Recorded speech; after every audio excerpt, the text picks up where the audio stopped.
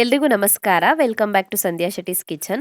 ಇವತ್ತಿನ ವಿಡಿಯೋದಲ್ಲಿ ಚಿಕನ್ ಸುಕ್ಕ ಪೌಡರ್ನ ಯಾವ ಥರ ಮಾಡೋದಂತ ತೋರಿಸ್ತಾ ಇದ್ದೀನಿ. ಚಿಕನ್ ಸುಕ್ಕ ಮಾಡೋದಕ್ಕೆ ಬೇಕಾದಂಥ ಮಸಾಲ ಪೌಡರ್ನ ಇದನ್ನು ತುಂಬ ದಿನದವರೆಗೂ ಸ್ಟೋರ್ ಮಾಡಿಟ್ಟು ಬಳಸ್ಬೋದು. ಬೇಗನೆ ಹಾಳಾಗೋದಿಲ್ಲ. ಇದು 3 ರಿಂದ 4 ತಿಂಗಳಾದ್ರೂ ಸ್ಟೋರ್ ಮಾಡಿ ಬಳಸ್ಬೋದು. ಸೊ ಈ ಥರ ಪೌಡರ್ ಇದ್ದರೆ ಚಿಕನ್ ಸುಕ್ಕನ ಸುಲಭವಾಗಿ ರೆಡಿ ಮಾಡ್ಕೊಳ್ಬೋದು. ಕೇವಲ ಶುಂಠಿ ಬೆಳ್ಳುಳ್ಳಿ ಪೇಸ್ಟ್, ತೆಂಗಿನಕಾಯಿ ಮತ್ತು ಈರುಳ್ಳಿ ಇದ್ದರೆ ಸಾಕು. ಈ ಪೌಡರ್ ಜೊತೆಗೆ ಈಸಿಯಾಗಿ ಚಿಕನ್ ಸುಕ್ಕನ ರೆಡಿ ಮಾಡ್ಕೊಳ್ಬೋದು.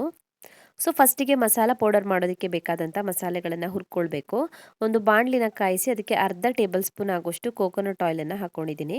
ಎಣ್ಣೆ ಕಾದ ನಂತರ ಇದಕ್ಕೆ ಇವಾಗ 20 ರಿಂದ 25 ಬ್ಯಾಡಗಿ ಮೆಣಸಿನ್ಕಾಯಿನ ಹಾಕ್ಕೊಂಡು ಇದನ್ನ ಇವಾಗ ಹುರ್ಕೊಳ್ಬೇಕು. ನಾನಿಲ್ಲಿ 1 kg ಚಿಕನ್ ಸುಕ್ಕಕ್ಕಾಗುವಷ್ಟು ಮಸಾಲೆನ ರೆಡಿ ಮಾಡ್ಕೊಳ್ತಾ ಇದ್ದೀನಿ. ಉರಿನ ಮೀಡಿಯಂ ಫ್ಲೇಮಲ್ಲಿ ಇಟ್ಕೊಂಡು 3 ರಿಂದ 4 ನಿಮಿಷದವರೆಗೂ ಬ್ಯಾಡಗಿ ಮೆಣಸಿನ್ಕಾಯಿನ ಫ್ರೈ ಮಾಡ್ಕೊಳ್ಬೇಕು. ಸೊ ಇದು ಫ್ರೈ ಆಗಿದೆ, ಗರ್ಗರಿಯಾಗಿ ಫ್ರೈ ಆಗಬೇಕು. ಎತ್ತಿಟ್ಕೊಳ್ಳೋಣ ಬಾಣಲೆಯಿಂದ. ಸೊ ಮೆಣಸಿನ್ಕಾಯಿನ ಫ್ರೈ ಮಾಡ್ಕೊಂಡ ನಂತರ ಅದೇ ಬಾಣಲಿಗೆ ಮತ್ತೆ ಒಂದು ಅರ್ಧ ಟೇಬಲ್ ಸ್ಪೂನ್ ಆಗುವಷ್ಟು ಎಣ್ಣೆ ಹಾಕ್ಕೊಳ್ತಾ ಇದ್ದೀನಿ.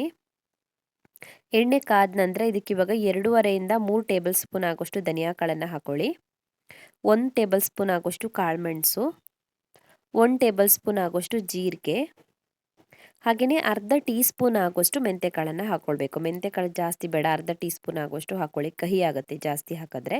ನಿಮಗೆ ಗರಂ ಮಸಾಲ ಫ್ಲೇವರ್ ಬೇಕಿದ್ದರೆ 2 ರಿಂದ 3 ಪೀಸ್ ಆಗುವಷ್ಟು ಚಕ್ಕೆ ಹಾಕ್ಕೊಳ್ಳಿ, 2 ರಿಂದ 3 ಪೀಸ್ ಆಗುವಷ್ಟು ಏಲಕ್ಕಿ ಮತ್ತು ಲವಂಗ ಹಾಕ್ಕೊಳ್ಳಿ. ಗರಂ ಮಸಾಲ ಫ್ಲೇವರ್ ಇಷ್ಟ ಇಲ್ಲ ಅಂದರೆ ಚಕ್ಕೆ, ಲವಂಗ ಮತ್ತು ಏಲಕ್ಕಿನ ಸ್ಕಿಪ್ ಮಾಡ್ಬೋದು. ಸೊ ಇದನ್ನು ಕೂಡ ಮೀಡಿಯಂ ಫ್ಲೇಮಲ್ಲಿ ಫ್ರೈ ಮಾಡ್ಕೊಳ್ಬೇಕು. ಮೀಡಿಯಂ ಫ್ಲೇಮಲ್ಲಿ ಒಂದು 3-4 ನಿಮಿಷ ಫ್ರೈ ಮಾಡ್ಕೊಳ್ಬೇಕು. 2 ನಿಮಿಷ ಫ್ರೈ ಆದ ನಂತರ ಇದಕ್ಕೆ ಇವಾಗ ಸ್ವಲ್ಪ ಹುಣಸೆ ಹಣ್ಣನ್ನು ಹಾಕ್ಕೊಳ್ತಾ ಇದ್ದೀನಿ. ಸಣ್ಣ ಸಣ್ಣ ಪೀಸ್ಗಳಾಗಿ ಕಟ್ ಮಾಡಿಬಿಟ್ಟು ಹಾಕ್ಕೊಳ್ಳಿ. 2 ನಿಮಿಷ ಫ್ರೈ ಆದ ನಂತರ ಹಾಕ್ಕೊಳ್ಳಿ ಹುಣಸೆ ಹಣ್ಣನ್ನು ಸೇರಿಸಿ ಮತ್ತೆ ಒಂದು 2 ನಿಮಿಷದವರೆಗೂ ಮೀಡಿಯಂ ಫ್ಲೇಮಲ್ಲಿ ಫ್ರೈ ಮಾಡ್ಕೊಳ್ಬೇಕು. ಸೊ ಫ್ರೈ ಮಾಡ್ಕೊಂಡಿರುವಂಥ ಮಸಾಲೆ ಐಟಮ್ಸ್ ಎಲ್ಲ ಪೂರ್ತಿಯಾಗಿ ತಣಿಬೇಕು. ತಣ್ಣದಾದ ನಂತರ ಇದಕ್ಕೆ ಇವಾಗ ಅರ್ಧ ಟೇಬಲ್ ಸ್ಪೂನ್ ಆಗುವಷ್ಟು ಅರಿಶಿನ ಪುಡಿ ಹಾಕ್ಕೊಂಡಿದ್ದೀನಿ. ಸೊ ಪೂರ್ತಿ ತಣ್ಣದಾದ ನಂತರ ಇದನ್ನ ಇವಾಗ ಪುಡಿ ಮಾಡೋದಕ್ಕೆ ಹಾಕ್ಕೊಳ್ತಾ ಇದ್ದೀನಿ. ಮಿಕ್ಸಿ ಜಾರಿಗೆ ಹಾಕಿ ಇದನ್ನ ಇವಾಗ ನೈಸಾಗಿ ಪುಡಿ ಮಾಡ್ಕೊಳ್ಬೇಕು. ಸೊ ಪುಡಿ ಮಾಡಿಬಿಟ್ಟು ತೊಗೊಂಡು ಬಂದಿದ್ದೀನಿ. ಸೊ ಚಿಕನ್ ಸುಕ್ಕ ಮಾಡೋದಕ್ಕೆ ಬೇಕಾದಂಥ ಮಸಾಲ ಪೌಡರ್ ರೆಡಿಯಾಗಿದೆ. ಇದನ್ನು 3 ರಿಂದ 4 ತಿಂಗಳವರೆಗೂ ಸ್ಟೋರ್ ಮಾಡಿಟ್ಟು ಬಳಸ್ಬೋದು. ಸೊ ಇವಾಗ ಇದೇ ಮಸಾಲ ಪೌಡರ್ ಯೂಸ್ ಮಾಡಿ ಚಿಕನ್ ಸುಕ್ಕನ ರೆಡಿ ಮಾಡ್ಕೊಳ್ಳೋಣ. ಸೊ ನಾನಿಲ್ಲಿ ಅರ್ಧ kg ಆಗುವಷ್ಟು ಚಿಕನನ್ನು ತಗೊಂಡಿದ್ದೀನಿ. 1 ಕಪ್ ಆಗುವಷ್ಟು ತೆಂಗಿನಕಾಯಿ ತುರಿ, 2 ಈರುಳ್ಳಿ, ಅರ್ಧ ಚಮಚ ಆಗುವಷ್ಟು ಶುಂಠಿ ಬೆಳ್ಳುಳ್ಳಿ ಪೇಸ್ಟ್ ಮತ್ತು 2 ದಂಟ ಆಗುವಷ್ಟು ಕರಿಬೇವಿನ ಎಲೆಗಳನ್ನು ತಗೊಂಡಿದ್ದೀನಿ.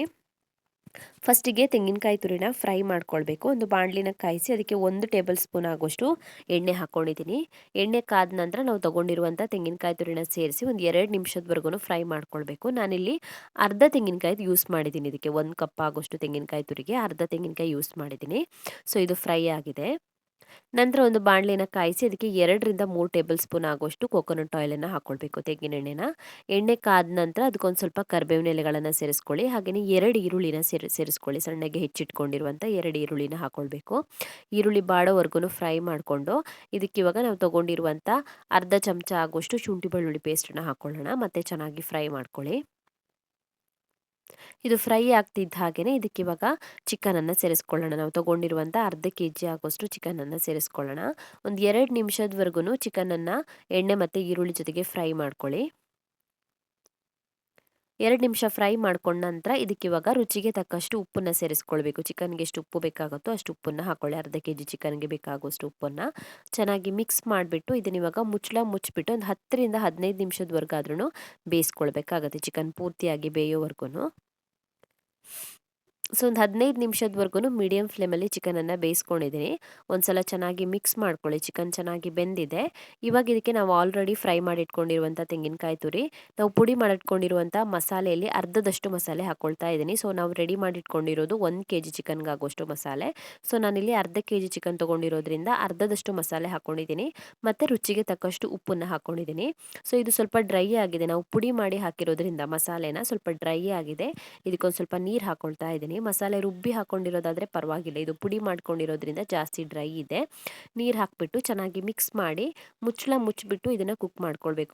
ಮುಚ್ಚಿಬಿಟ್ಟು ಒಂದು 10 ರಿಂದ 15 ನಿಮಿಷದವರೆಗೂ ಬೇಯಿಸ್ಕೊಳ್ಬೇಕು. ಮತ್ತೆ ಸೊ ಒಂದು 15 ನಿಮಿಷದವರೆಗೂ ಮತ್ತೆ ಬೇಯಿಸ್ಕೊಂಡಿದ್ದೀನಿ. ಚಿಕನ್ ಸುಕ್ಕ ರೆಡಿಯಾಗಿದೆ.